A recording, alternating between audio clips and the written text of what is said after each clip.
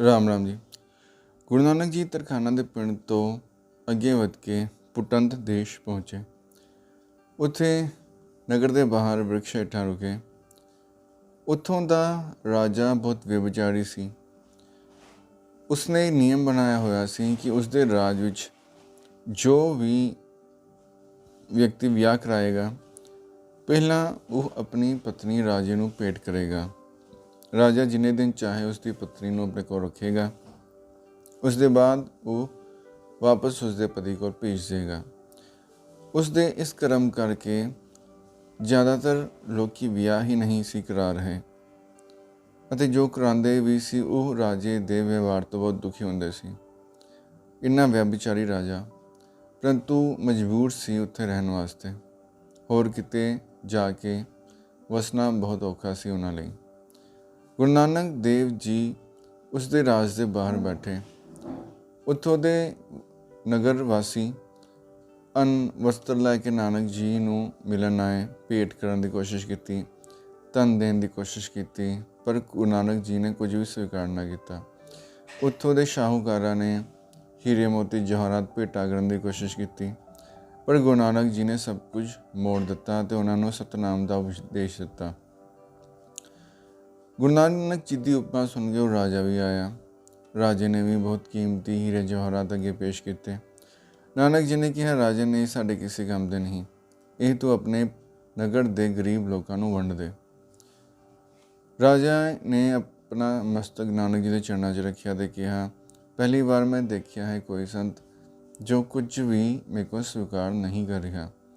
ਮੈਨੂੰ ਤੁਸੀਂ ਪਰਮਾਤਮਾ ਦਾ ਰੂਪ ਜਾਪਦੇ ਹੋ, ਕਿਰਪਾ ਕਰਕੇ ਮੈਨੂੰ ਉਪਦੇਸ਼ ਦਿਓ। ਨਾਨਕ ਜੀ ਨੇ ਕਿਹਾ, ਰਾਜਨ ਤੂੰ ਇਹ ਕੰਮ ਬਹੁਤ ਬੁਰਾ ਕਰਦਾ ਹੈ ਜੋ ਵਿਅਭਿਚਾਰ ਨਾਲ ਪਾਪ ਕਮਾ ਰਿਹਾ ਹੈ।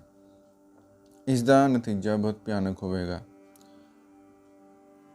ਉਸਨੇ ਕਿਹਾ ਰਾਜੇ ਨੇ ਕਿ ਮੈਨੂੰ ਇਸ ਪਾਪ ਕਰਮ ਤੋਂ ਬਚਾ ਲਓ, ਮੈਂ ਬਹੁਤ ਮਜਬੂਰ ਹਾਂ, ਮੇਰਾ ਮਨ ਮੇਰੇ ਨਿਯੰਤਰਣ ਵਿੱਚ ਨਹੀਂ ਹੈ।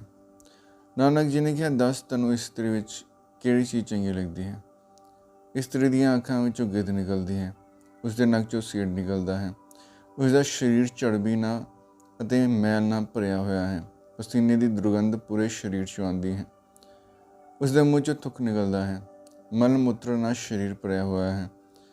ਕਿਹੜਾ ਸਰੀਰ ਦਾ ਅੰਗ ਹੈ ਜਿਸ 'ਚ ਗੰਦਗੀ ਨਹੀਂ, ਚਰਬੀ ਮਾਂਸ ਮੱਝਾ ਪੂਰੇ ਸਰੀਰ 'ਚ ਫੈਲੀ ਹੋਈ ਹੈ। ਇਸ ਗੰਦਗੀ ਭਰੇ ਸਰੀਰ ਵੱਲ ਆਕਰਸ਼ਿਤ ਹੋ ਕੇ ਤੂੰ ਪਾਪ ਕਰਮ ਕਮਾ ਰਿਹਾ ਹੈ।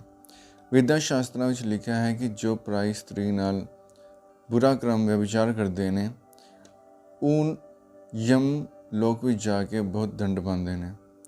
ਲੋਹੇ ਦੀ ਇਸਤਰੀ ਤਪਾ ਕੇ ਉਹਨਾਂ ਪੁਰਸ਼ਾਂ ਦੇ ਗਲ ਨਾਲ ਬੰਨ੍ਹ ਦਿੱਤੀ ਜਾਂਦੀ ਹੈ, ਅਤੇ ਉਹਨਾਂ ਦਾ ਸਰੀਰ ਜਦੋਂ ਤਪਦਾ ਹੈ ਚੀਕਾਂ ਮਾਰਦੇ ਨੇ, ਅਤੇ ਉਹਨਾਂ ਦਾ ਪਾਪ ਕਰਮ ਇਸ ਤਰ੍ਹਾਂ ਕੱਟਿਆ ਜਾਂਦਾ ਹੈ, ਅਤੇ ਚਿਰਕਾਲ ਤੱਕ, ਕਾਫੀ ਸਾਲਾਂ ਤੱਕ ਉਹਨਾਂ ਨੂੰ ਇਹ ਯਾਤਰਾ ਭੋਗਣੀ ਪੈਂਦੀ ਹੈ। ਕੁਝ ਚਿਰ ਦੇ ਸੁੱਖ ਵਾਸਤੇ ਉਹ ਸਾਰਾ ਲੋਕ ਪ੍ਰਲੋਕ ਬਰਬਾਦ ਕਰ ਲੈਂਦੇ ਹਨ। ਇਹ ਸਾਰੀਆਂ ਗੱਲਾਂ ਸੁਣ ਕੇ ਰਾਜਾ ਬਹੁਤ ਭੈਭੀਤ ਹੋਇਆ। ਉਸਨੇ ਕਿਹਾ, ਨਾਨਕ ਜੀ ਹੁਣ ਤੱਕ ਜੋ ਗਲਤੀ ਹੋਈ ਮੈਨੂੰ ਮਾफ़ ਕਰੋ, ਅੱਗੇ ਤੋਂ ਇਹ ਗਲਤੀ ਨਹੀਂ ਕਰਾਂਗਾ, ਮੈਨੂੰ ਬਖਸ਼ੋ। ਨਾਨਕ ਜੀ ਨੇ ਕਿਹਾ, ਜੇ ਤੂੰ ਵਾਅਦਾ ਕਰਦਾ ਹੈ ਕਿ ਦੁਬਾਰਾ ਇਹ ਗਲਤੀ ਨਹੀਂ ਕਰੇਗਾ, ਫਿਰ ਤੇਰਾ ਪਾਪ ਬਖਸ਼ਿਆ ਜਾ ਸਕਦਾ ਹੈ। ਤੂੰ ਸਤਨਾਮ ਦਾ ਸਿਮਰਨ ਕਰਨਾ ਸ਼ੁਰੂ ਕਰ, ਆਪਣੇ ਨਗਰ ਵਿੱਚ ਇੱਕ ਧਰਮਸ਼ਾਲਾ ਬਣਾ, ਸਵੇਰੇ ਸ਼ਾਮ ਉੱਥੇ ਕੀਰਤਨ ਜਪ ਕਰਿਆ ਕਰ, ਪਰਮਾਤਮਾ ਦੇ ਨਾਮ ਦੀ ਚਰਚਾ ਕਰਿਆ ਕਰ, ਬਾਣੀ ਜਪਿਆ ਕਰ, ਇਸ ਤਰ੍ਹਾਂ ਤੇਰਾ ਉद्धार ਹੋਏਗਾ।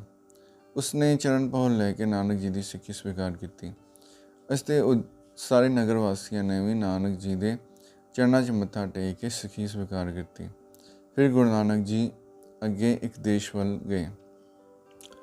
ਉਹ ਦੇਸ਼ ਬਹੁਤ ਹੀ ਅਜੀਬ ਸੀ। ਉੱਥੇ ਨਾ ਤਾਂ ਅੱਗ ਸੀ ਅਤੇ ਨਾ ਹੀ ਅੰਨ ਪੈਦਾ ਹੁੰਦਾ ਸੀ। ਉੱਥੋਂ ਦੇ ਲੋਕ ਸ਼ਿਕਾਰ ਕਰਦੇ ਸਨ, ਅਤੇ ਇੱਕ ਮੰਤਰ ਰਾਹੀਂ, ਸੂਰਜ ਦਾ ਇੱਕ ਮੰਤਰ ਉਹਨਾਂ ਨੂੰ ਆਉਂਦਾ ਸੀ, ਉਸ ਨਾਲ ਮਾਂਸ ਨੂੰ ਪਕਾ ਕੇ ਖਾ ਲੈਂਦੇ ਸਨ। ਉਹਨਾਂ ਦਾ ਜੀਵਨ ਇਸੇ ਢੰਗ ਨਾਲ ਚੱਲਦਾ ਸੀ। ਨਾਨਕ ਜੀ ਨੂੰ ਜਦੋਂ ਉੱਥੇ ਇੱਕ ਦੁੰਬਾ ਚਾਰਨ ਵਾਲੇ ਨੇ ਦੇਖਿਆ, ਉਸਨੇ ਨਾਨਕ ਜੀ ਅੱਗੇ ਇੱਕ ਦੁੰਬਾ ਮਾਰ ਕੇ ਪੇਟ ਰੱਖੀ।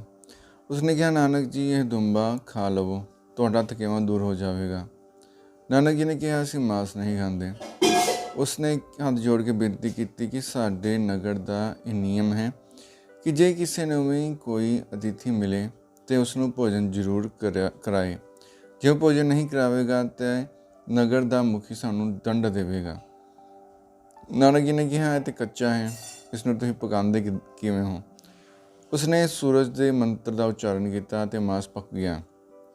ਨਾਨਕ ਜੀ ਨੇ ਕਿਹਾ, ਅੱਛਾ, ਮਾਸ ਪੱਕ ਗਿਆ ਹੈ। ਜਿਹੜੀਆਂ ਹੱਡੀਆਂ ਅਤੇ ਖੱਲ ਹੈ ਉਸ ਨੂੰ ਇੱਕ ਪਾਸੇ ਇਕੱਠਾ ਕਰਕੇ ਮੇਰੇ ਕੋਲ ਰੱਖ ਦਿਓ। ਉਸਨੇ ਰੱਖ ਦਿੱਤੇ। ਨਾਨਕ ਜੀ ਨੇ ਕਿਹਾ, ਦੁੰਬਿਆ ਉੱਠ, ਘਾਹ ਚਰ। ਦੁੰਬਾ ਉਸੇ ਵੇਲੇ ਸਾਖਸ਼ਾਤ ਜੀਵਿਤ ਹੋ ਉੱਠਿਆ ਅਤੇ ਘਾਹ ਚਰਨਾ ਸ਼ੁਰੂ ਕਰ ਦਿੱਤਾ। ਇਹ ਸਭ ਵੇਖ ਕੇ ਉਹ ਵਿਅਕਤੀ ਬਹੁਤ ਹੈਰਾਨ ਹੋਇਆ। ਨਾਨਕ ਜੀ ਨੇ ਕਿਹਾ ਕਿ ਕਰਤਾਰ ਦੇ ਨਾਮ ਵਿੱਚ ਬਹੁਤ ਸ਼ਕਤੀ ਹੈ। ਉਸ ਦਾ ਨਾਮ ਲੈ ਕੇ ਹੀ ਮੈਂ ਇਸ ਨੂੰ ਜੀਵਿਤ ਕੀਤਾ ਹੈ। ਤੂੰ ਇੱਕ ਕੰਮ ਕਰ, ਆਪਣੇ ਨਗਰ ਵਿੱਚ ਜਾ ਤੇ ਜੋ ਸਭ ਤੋਂ ਵੱਡਾ ਸ਼ਾਹੂਕਾਰ ਹੈ ਉਸ ਨੂੰ ਮੇਰੇ ਕੋਲ ਲੈ ਕੇ ਆ। ਤੁਹਾਡੇ ਨਗਰ ਦੀ ਸਮੱਸਿਆ ਮੈਂ ਦੂਰ ਕਰ ਦਿੰਦਾ ਹਾਂ।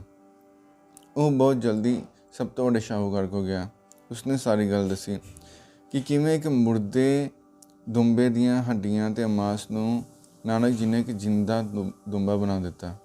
ਇਹ ਕੰਮ ਤਾਂ ਪਰਮਾਤਮਾ ਦੇ ਇਲਾਵਾ ਹੋਰ ਕੋਈ ਕਰ ਹੀ ਨਹੀਂ ਸਕਦਾ।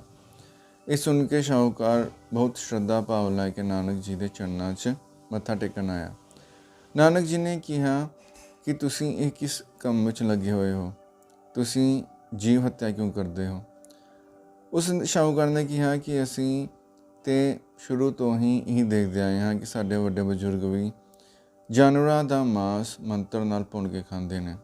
ਨਾ ਸਾਡੇ ਅੰਨ, ਨਾ ਸਾਡੀ ਕੋਈ ਫਸਲ ਹੁੰਦੀ ਹੈ, ਨਾ ਸਾਨੂੰ ਅਗਨੀ ਦਾ ਕੋਈ ਪਤਾ ਹੈ। ਨਾਨਕ ਜੀ ਨੇ ਕਿਹਾ, ਤੁਹਾਨੂੰ ਅੰਨ ਅਤੇ ਅਗਨ ਦੋਨੇ ਅਸੀਂ ਦੇ ਦਿਆਂਗੇ। ਤੁਸੀਂ ਜਾ ਕੇ ਕਿਤੋਂ ਕੁਝ ਦਾਣੇ ਕਣਕ ਦੇ ਲਿਆਓ। ਉਸਨੇ ਬਹੁਤ ਲੱਭ ਕੇ ਇੱਕ ਸੇਰ ਕਣਕ ਦੀ ਲੈ ਆਈ।